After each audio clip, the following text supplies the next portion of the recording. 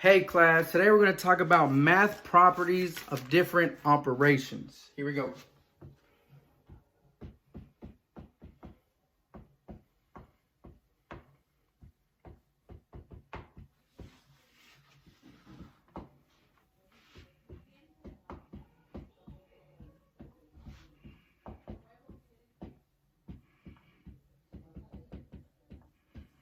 Okay, so that's your title. Math properties of different operations. Okay, make sure you have that written down as your title. Make sure you have that written down. All right, so the reason we're talking about these properties is because we're going to use them a lot when we're dealing with algebraic expressions, also with solving equations. And so we want to be introduced, get introduced to them right now. And then as we start to use them, we'll be able to keep them in our mind a little bit better. I know right now we're just learning them, and so it's going to be a little bit more difficult to memorize them right now. But as we start to use them in problems and in simplifying algebraic expressions and solving equations, we're going to be able to understand them and know them a lot better. So this is the first property that we're going to talk about. The first property we're going to talk about is the commutative property. Okay, the commutative property. C-O-M-M-U-T-A-T-I-V-E property. Okay, commutative property. All right, so the commutative property means that, and let's just, again, this is the key word here, order. Order does not matter.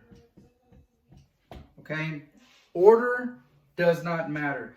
And go ahead and box that word for me. Order does not matter. Okay, that's important right there. Make sure you have that written down. Order does not matter. And what we're going to say is two properties that we have dealt with when we dealt with PEMDAS, right? The two properties that we dealt with that are commutative are addition and multiplication. We're also going to write that down. Addition, which is the plus sign, right? Addition and multiplication, which is, remember our dot, addition and multiplication are commutative. Okay, so let's make sure you have that written down. Addition, which is our plus sign, and multiplication, our dot, are commutative. And down here in the corner, I'm going to write that subtraction and division are not commutative. Subtraction and division are not commutative.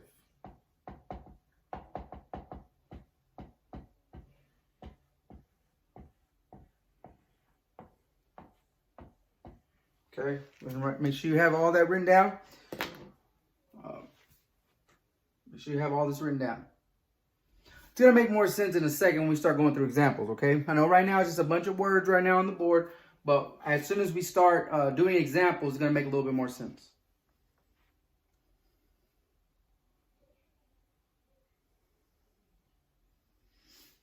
All right, we're going to go ahead and move on to some examples for the commutative property.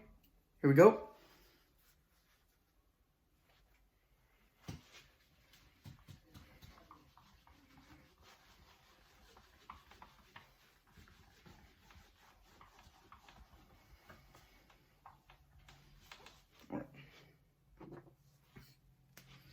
All right, again, we're still on the commutative property. Let me write that again. So write commutative there. Commutative property. You don't have to rewrite it. I just wrote it again so you know that's what we're doing here. So I'm going to go ahead and draw a line down the middle, and you want to do this too, down the middle of your paper, right? And this side's going to be addition examples.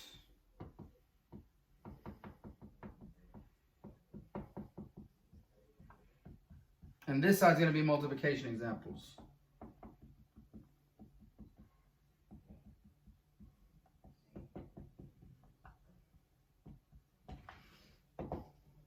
All right, so for addition examples, examples of this, of the commutative property at work is, here we go, 2 plus 3, 2 plus 3, the sum, 2 plus 3, is the same thing as 3 plus 2. Very simple idea, very simple idea here.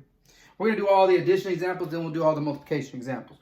Okay, so the next example for addition, commutative property, the addition, the operation addition is commutative, is this one here, right here. That x plus 3 is the same exact thing as 3 plus x. We're going to use some of these ideas later on when we get into, solving equations, things like that. The next one we have for addition is that a plus b is the same thing as b plus a. That's 3 different examples. Draw lines between them if you want to. That this 2 plus 3 is the same thing as 3 plus 2. That's the one we can really tell that addition is commutative right now at this point. Example, x plus 3 is the same thing as 3 plus x. And for example 3, a plus b is the same thing as b plus a. All right, make sure you have those addition examples. Now again, we are dealing with the commutative property. Okay, and the commutative property, the key word for that, and we want to remember that up here, is order. The order does not matter. 2 plus 3, we can change the order of 2 plus 3 and make it into 3 plus 2. 3 plus 2. All right, make sure you have that written down. We're going to go ahead and move on to the multiplication examples. Move over here. All right, for multiplication, we have our first example.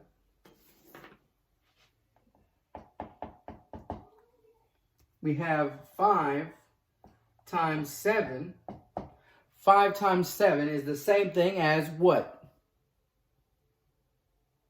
Well, 7 times 5. Yeah, 7 times 5.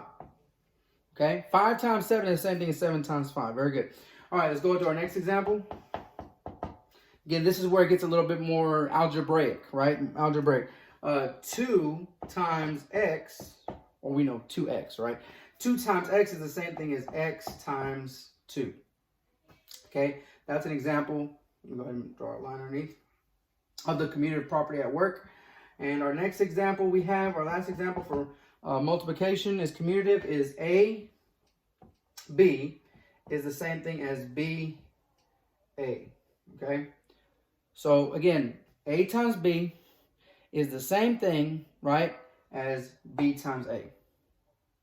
All right, make sure you have these examples down. We're going to go ahead and stop here for part 1 of math properties of different operations. In this case, we did the commutative property that dealt with addition, because addition is commutative and multiplication is also commutative, meaning you can change the order and you will still get the same answer.